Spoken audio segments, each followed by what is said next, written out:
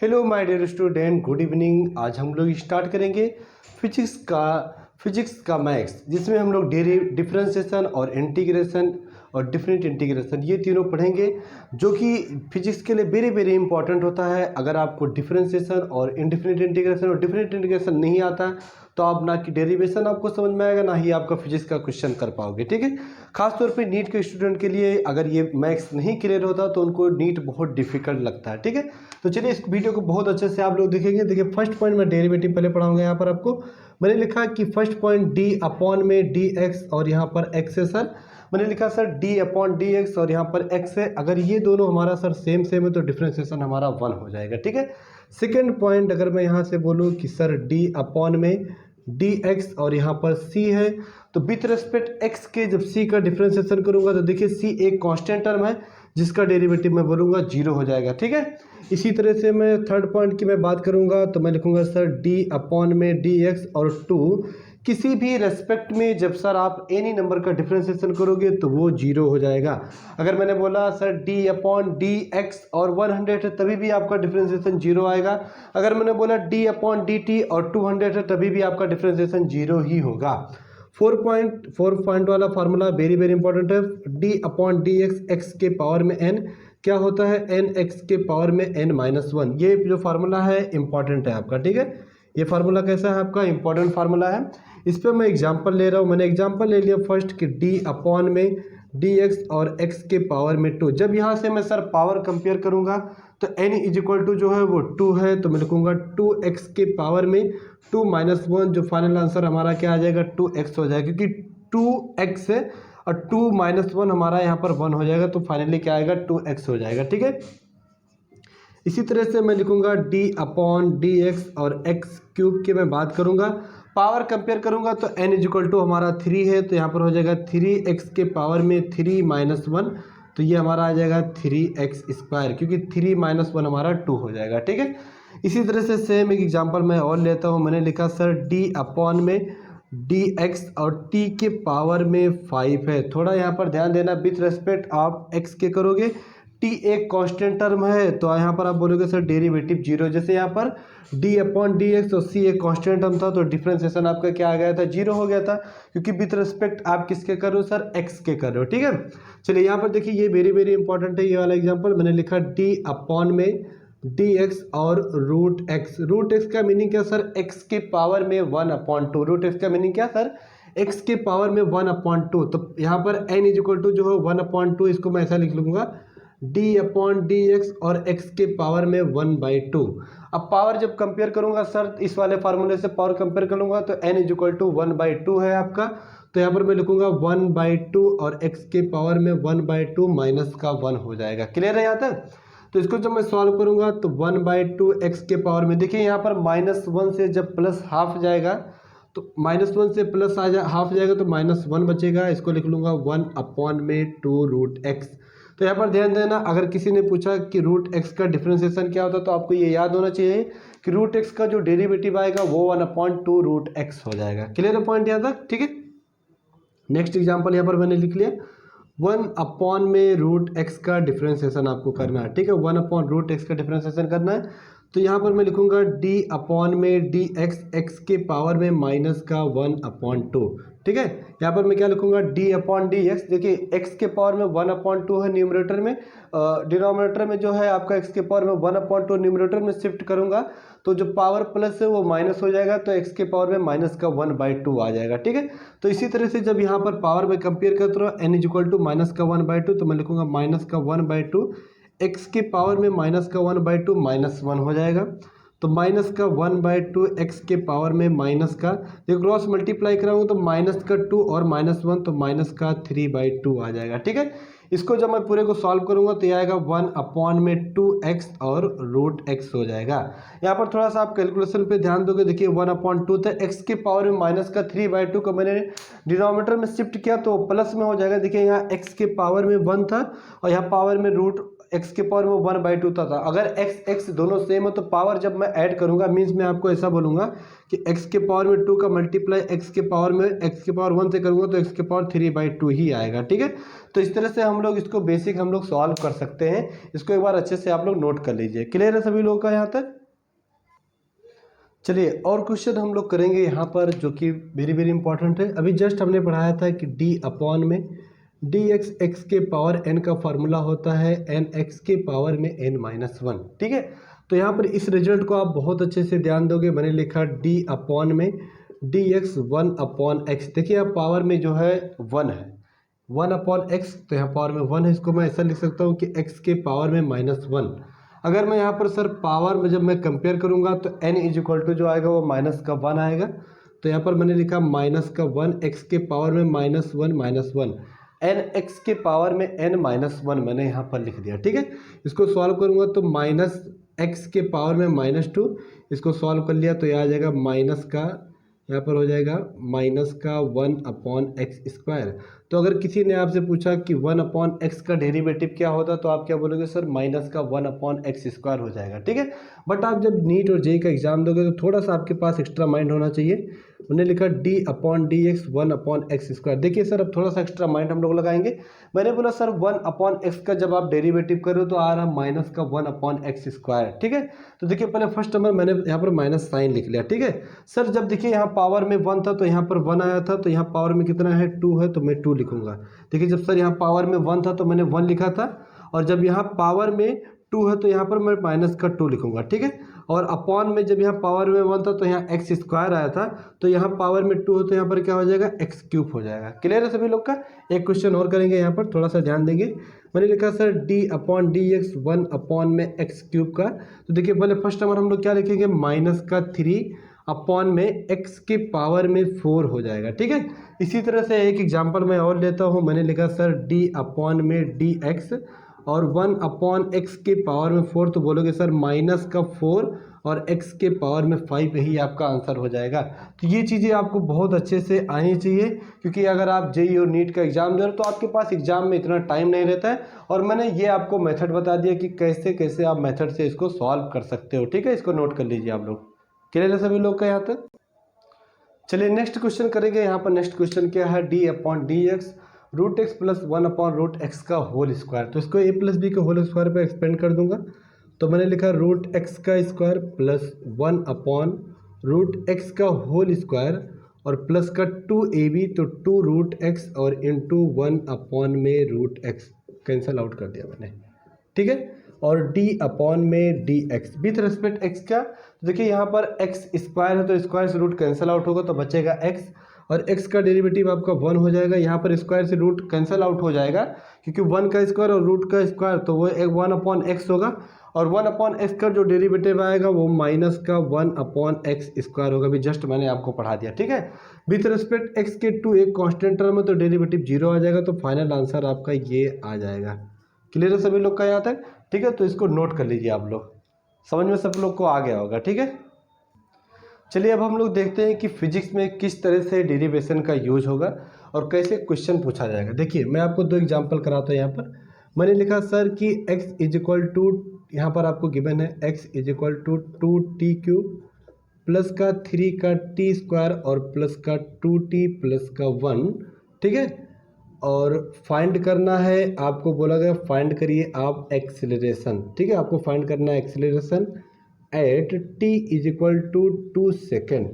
आपको t is equal to 2 second पे आपको एक्सीलरेशन बताना है। ठीक है, तो चलिए देखिए यहाँ पर पहले अगर मैं एक्सीलरेशन की बात करूँ तो बी नो दैट एक्सीलरेशन होता है आपका dB/में dt। ठीक है, तो पहले फर्स्ट नंबर आपको b चाहिए, जब तक b नहीं पता रहेगा, और ये डिस्प्लेसमेंट है और ये टाइम है। ठीक है, तो पहले मैं वेलोसिटी फाइंड करूँगा, तो वेलोसिटी होता है dx/में dt इज इक्वल टू, देखिए d/में dt, और ये पूरा x का वैल्यू मैं यहाँ से पुट कर दूंगा। तो x का वैल्यू क्या है यहाँ पर 2t³ प्लस का 3 का t² और प्लस का 2t प्लस का 1। ठीक है, मैंने जो है यहाँ पर x का पूरा वैल्यू यहाँ पर पुट कर दिया जो कि हमको यहाँ पर गिवन था। अब विथ रेस्पेक्ट t के हम लोग इसका डेरिवेटिव कर लेंगे, तो कितना आ जाएगा विथ रेस्पेक्ट t के, तो ये हमारा हो जाएगा 6t² और प्लस का 6t प्लस का 2, क्योंकि विथ रेस्पेक्ट जब t के करेंगे हम लोग, विथ रेस्पेक्ट t का इसका डेरिवेटिव हम लोग कर लेंगे, तो यहाँ पर हमारा आंसर ये। तो देखिए यहाँ पर जब कभी भी आप डेरिवेशन करोगे तो देखिए यहाँ पर 3 है और ये 2 है, तो 3 इंटू 2 हमारा हो जाएगा 6, और 3 माइनस 1 पावर से एक कम करेंगे तो वो हो जाएगा 6t²। यहाँ पर 3 इंटू 2 हमारा 6 हो जाएगा, और पावर 2 माइनस 1 तो वो पावर में यहाँ पर 1 हो जाएगा। और विथ रिस्पेक्ट t के जब t का डेरिवेटिव करूँगा तो 1 हो जाएगा, 2 का मल्टीप्लाई 1 में करूँगा तो t हो जाएगा। विथ रिस्पेक्ट t के जब 1 का डेरिवेटिव करूँगा तो वो 0 हो जाएगा। तो फाइनली हम लोगों ने वेलोसिटी फाइंड कर लिया। अब हमसे पूछा क्या गया था, सर आप एक्सेलरेशन बताइए। तो एक्सेलरेशन इज इक्वल टू होता है आपका dv/dt। तो आपको ये b पता है, इसका एक बार फिर से डिफ्रेंशिएशन करेंगे तो देखिए 6 इंटू 2 आपका 12 हो जाएगा, पावर से एक कम कर देंगे तो t हो जाएगा। विथ रिस्पेक्ट t का डेरिवेटिव 1 हो जाए तो 6 इंटू 1 प्लस का 6 हो जाएगा, और विथ रिस्पेक्ट t के 2 का डेरिवेटिव करूँगा तो वो हमारा 0 हो जाएगा। ठीक है। अब उन्होंने क्या पूछा था कि आप एक्सेलरेशन बताइए t is equal to 2 second पे। तो t is equal to 2 second पे जब आप एक्सेलरेशन यहाँ पर फाइंड करोगे तो जहाँ जहाँ पर t है वहाँ पर 2 पुट करोगे, तो यहाँ पर मैंने 2 पुट कर दिया, और प्लस का 6, तो 12 इंटू 2 24, और 24 प्लस का 6 आपका आ जाएगा 30 मीटर पर सेकेंड स्क्वायर। ठीक है। तो ऐसे मोशन के जो चैप्टर है फिजिक्स को मैंने आपको डिफरेंशिएशन करके क्वेश्चन कराए हुए हैं, वहाँ से आप वीडियो देख सकते हो। ठीक है। तो इस क्वेश्चन का आंसर आएगा 30 मीटर पर सेकेंड स्क्वायर, क्योंकि एक्सीलरेशन का जो यूनिट होता है वो क्या होता है, मीटर पर सेकेंड स्क्वायर। तो इसको आप नोट कर लीजिए। क्लियर है सभी लोग का यहाँ तक? चलिए अब हम लोग स्टार्ट करेंगे इंडेफिनिट इंटीग्रेशन। ठीक है। इंडेफिनिट इंटीग्रेशन पहले देखेंगे यहाँ पर क्या होता है। जैसे फर्स्ट पॉइंट इंटीग्रेशन 1 dx। ठीक है। तो देखेंगे विथ रेस्पेक्ट x के जब हम लोग इंटीग्रेशन करेंगे तो यहाँ पर 1 एक नंबर है, अगर ये दोनों सेम नहीं रहेंगे तो दोनों का मैं मल्टीप्लाई कर दूंगा। तो जब x का मल्टीप्लाई 1 में करूंगा तो x प्लस का c यहाँ पर एक आर्बिट्री कांस्टेंट है जो हमको ये बताता है कि हम लोग इंडेफिनिट इंटीग्रेशन पढ़ रहे हैं। ठीक है। सेकेंड पॉइंट इसी तरह से अगर मैं बोलूँ इंटीग्रेशन 2.5 और dt, तो विथ रेस्पेक्ट t के इंटीग्रेशन करेंगे, ये नंबर है दोनों का मल्टीप्लाई कर दूंगा तो 2.5 t प्लस का c ये हमारा आंसर आएगा। ठीक है। थर्ड पॉइंट यहाँ पर देखेंगे, ये वेरी वेरी इंपॉर्टेंट है, x के पावर में n dx। अब देखिए यहाँ पर दोनों सेम है, x यहाँ पर भी x यहाँ पर भी है, तो इसका फार्मूला होता है x के पावर में n+1 अपॉन में n+1 और प्लस का c हो जाएगा। क्लियर है यहाँ तक? अब मैं एक एग्जाम्पल यहाँ पर ले लूँगा, तो मैंने लिखा इंटीग्रेशन x के पावर में 2 और dx। तो देखिए पावर जब यहाँ पर कंपेयर करूँगा तो n इज इक्वल टू कितना, यहाँ पर 2 है, तो यहाँ पर लिखूँगा x के पावर में 2+1 अपॉन में 2+1 प्लस c, या इसको मैं लिखूँगा x³ 3 और प्लस का c मैं लिख सकता हूँ, क्योंकि 2+1 हमारा 3 हो जाएगा तो x³ प्लस c आ जाएगा। ठीक है। सिमिलर इसी तरह से सेकंड एग्जांपल x के पावर में क्यूब की मैं बात करूँ और dx, तो वो क्या आ जाएगा, x के पावर में 3 प्लस का 1 और अपॉन में 3 प्लस का 1। देखिए क्योंकि फार्मूला जो हमारा होता है वो n+1 अपॉन में n+1 और प्लस c हमको क्या बता रहा है कि हम लोग इंडेफिनिट इंटीग्रेशन पढ़ रहे हैं, या इसका आंसर क्या आएगा, x के पावर में 4 अपॉन में 4 और प्लस का c, ये हमारा आंसर आ जाएगा। ठीक है। इसी तरह से एक एग्जांपल मैं और लिया, इंटीग्रेशन √x और dx का जब इंटीग्रेशन करेंगे तो देखिए यहाँ पर x के पावर में √x का मतलब x के पावर में 1/2, तो x के पावर में 1/2 प्लस का 1 और 1/2 प्लस का 1। ठीक है। ये हो जाएगा x के पावर में क्रॉस मल्टीप्लाई कराऊंगा तो 2 प्लस का 1 x के पावर में 3/2 अपॉन में 3/2 प्लस का c, और इसको फाइनली जब मैं सॉल्व करूंगा तो ये आ जाएगा हमारा 3/2 को इंटरचेंज करूंगा तो 2/3 x के पावर में 3/2 प्लस का c, हमारे इस क्वेश्चन का ये आंसर आ जाएगा। इसको नोट कर लीजिए, हम लोगों ने इंडेफिनिट इंटीग्रेशन पढ़ लिया यहाँ पर। ठीक है। क्लियर है सभी लोग का यहाँ तक?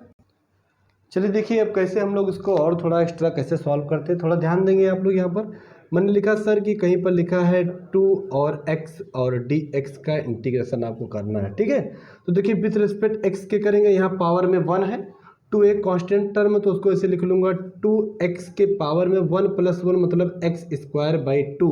n+1 वाला फार्मूला मैं लगाऊंगा तो यहाँ पर 1 है तो n 1+1 2 और अपॉन में 2 प्लस का c, यहाँ से इसको कैंसिल आउट कर दूंगा तो फाइनल आंसर आएगा एक्स स्क्वायर प्लस का सी। अब देखिए किस तरह से आपसे नीट और जेईई में क्वेश्चन पूछा जाएगा, वो कुछ इस तरह से इंटीग्रेशन रहेगा 2x क्यूब, ठीक है, 2x क्यूब और प्लस 3x स्क्वायर और प्लस का 2x और प्लस का 1 और dx, कुछ इस तरह से आपसे क्वेश्चन पूछा जाएगा। ध्यान में रखना यहाँ पर विथ रेस्पेक्ट x के हम लोग इंटीग्रेशन करेंगे। देखिए मैंने लिखा है यहाँ पर 4 कांस्टेंट टर्म, इसको ऐसे लिख लूँगा। पावर में 3 है, n इक्वल टू 3 है, तो 3 प्लस 1 मतलब x के पावर में 4 और अपॉन में 4 प्लस, यहाँ पावर में 2 है, जब पावर कंपेयर करूँगा तो n इक्वल टू यहाँ पर 2 है तो मैं लिखूँगा 3 और 2 प्लस 1 मतलब x क्यूब बाई 3, यहाँ पावर में 1 है तो 2x स्क्वायर बाई 2 हो जाएगा। अब देखिए यहाँ पर 1dx, तो ये 1dx है तो मल्टीप्लाई कर दूंगा तो क्या हो जाएगा x, और यहाँ पर हो जाएगा प्लस का c आ जाएगा। ठीक है, देखिए 4 से 4 कैंसिल आउट हो जाएगा, 3 से 3 कैंसिल आउट हो गया और 2 से 2, तो जो भी बचेगा x के power 4 x cube plus x square plus x plus c, ये आपका आंसर आ जाएगा। ठीक है, इसी तरह से एक छोटा एग्जाम्पल मैंने और ले लिया, 1 अपॉन का रूट एक्स का जब इंटीग्रेशन आपको करना है तो वो क्या होगा। ठीक है, तो 1 अपॉन रूट एक्स, इसको डिनोमिनेटर से न्यूमरेटर में शिफ्ट करूंगा तो x के पावर में आपका आएगा माइनस का 1/2 और प्लस का 1 माइनस का 1/2 प्लस का 1, और इसको जब मैं आगे सॉल्व करूंगा तो देखिए प्लस 1 से माइनस हाफ जाएगा, तो प्लस 1 से माइनस हाफ जाएगा तो प्लस का 1/2 और ये 1/2 हो जाएगा। इसको अब देखिए इसके आगे क्या करूँगा, इस 2 को ऊपर शिफ्ट कर दूंगा यहाँ पर, तो ये हो जाएगा 2 रूट एक्स और प्लस का c। तो किसी ने पूछा 1 अपॉन रूट एक्स का इंटीग्रेशन क्या आएगा, तो आप बोलोगे 2 रूट एक्स प्लस c आएगा। इसको एक बार नोट कर लीजिए आप लोग। ठीक है, वेरी वेरी इंपॉर्टेंट है। तो हम लोगों ने लगभग इंडिफरेंट इंटीग्रेशन सीख ही लिया है। ठीक है, चलिए देखिए नेक्स्ट हम लोग स्टार्ट करेंगे डिफरेंट इंटीग्रेशन। डिफरेंट इंटीग्रेशन पहले देखेंगे क्या होता है। जैसे सपोज करो मैंने लिखा है यहाँ पर इंटीग्रेशन a से b, ठीक है, और x dx। ठीक है, एक छोटा सा एग्जाम्पल लेकर मैं अच्छे से सॉल्व करके आपको बताता हूँ। यहाँ पर जो a है उसको हम लोग बोलेंगे लोअर लिमिट, a को क्या बोलेंगे, लोअर लिमिट। ठीक है, a को क्या बोलेंगे, लोअर लिमिट, और b को जो बोलेंगे वो हम लोग बोलेंगे अपर लिमिट। ठीक है, इसको क्या बोलेंगे, अपर लिमिट। ठीक है, अब देखिए यहाँ पर विथ रेस्पेक्ट x के हम लोगों के इसका इंटीग्रेशन, यहाँ पावर में देखिए 1 है, इसका इंटीग्रेशन क्या तो हो जाएगा x के पावर में 2/2, क्योंकि अगर मैं पावर कंपेयर किया तो n इक्वल टू आपका 1 है और 1 प्लस 1 हो जाएगा आपका 2 और अपॉन में 2, और लोअर लिमिट a हो जाएगा, अपर लिमिट b हो जाएगा। यहाँ पर ध्यान दोगे आप लोग, जब यहाँ पर जहाँ पर x से पहले अपर लिमिट पुट करूँगा तो x के प्लेस पे जब b पुट करूँगा तो ये हो जाएगा b स्क्वायर बाई 2, और माइनस का देखिए अपर लिमिट फार्मूला होता है अपर लिमिट माइनस का लोअर लिमिट, तो ये हो जाएगा a स्क्वायर बाई 2, यही आपका आंसर आ जाएगा। ठीक है, समझ में। और डिफरेंट इंटीग्रेशन c का कोई मीनिंग नहीं है, c नहीं ऐड करोगे, क्योंकि आपको लिमिट जो आपको इंटीग्रेशन करना है वो a से b के बीच में ही फाइंड करना है। चलिए एक छोटा सा एग्जांपल मैंने लिया, यहाँ पर मैंने लिखा सर -1 से 1 और x स्क्वायर और dx, इसका हम लोग को इंटीग्रेशन करना है। पावर जब सर यहाँ पर मैं कंपेयर करूँगा तो n इक्वल टू यहाँ पर 2 है तो ये हो जाएगा x क्यूब बाई 3, और यहाँ पर लोअर लिमिट -1 और अपर लिमिट आपका 1 हो जाएगा। ठीक है, अब यहाँ पर जब मैं वैल्यू पुट करूँगा सर, जब वैल्यू पुट करूँगा x के प्लेस पे 1 पुट करूँगा तो 1 का क्यूब आएगा आपका 1/3, और जब यहाँ पर -1 पुट करूँगा तो यहाँ पर देखिए 3 एक ऑड नंबर है, तो अपर लिमिट माइनस का यहाँ पर लिखूँगा -1 का क्यूब और अपॉन में 3। तो देखो थोड़ा सा यहाँ पर ध्यान दोगे, मैंने लिखा 1/3, यहाँ पर 3 जो है एक ऑड नंबर है तो माइनस साइन के साथ आएगा, माइनस माइनस प्लस हो जाएगा, तो 1/3, तो ये इसको सॉल्व करूँगा तो हमारा हो जाएगा 2/3 हमारे क्वेश्चन का आंसर। ठीक है, जैसे सपोज करिए मैंने एक एग्जाम्पल लिया, मैंने लिखा 0 से 2। अब थोड़ा सा एक डिफिकल्ट क्वेश्चन मैं यहाँ पर लेता हूँ। क्वेश्चन क्या बोल रहा है कि एक्स स्क्वायर, ठीक है, यहाँ पर मैंने लिख लिया x cube 4x cube plus का 3x स्क्वायर और प्लस का 2x प्लस का 1, ठीक है, और dx, इसका इंटीग्रेशन का इंडिफरेंट इंटीग्रेशन इसका निकालना 0 से 2 के बीच में। ठीक है, तो बिल्कुल ईजी है। यहाँ पर मैंने लिखा 4x के पावर में 4/4 प्लस 3x क्यूब और अपॉन में 3, यहाँ पावर में देखिए 1 है तो 2x स्क्वायर बाई 2, 1 dx का करूँगा तो प्लस का x हो जाएगा। ठीक है, अब देखिए यहाँ पर थोड़ा सा कैलकुलेशन पे ध्यान दोगे, यहाँ पर 0 है, यहाँ पर 2 है। अब अपर लिमिट और लोअर लिमिट यहाँ पर देखिए वैल्यू कैंसिल आउट कर दिया, यहाँ पर ये कैंसिल आउट कर दिया, यहाँ से ये कैंसिल आउट कर दिया।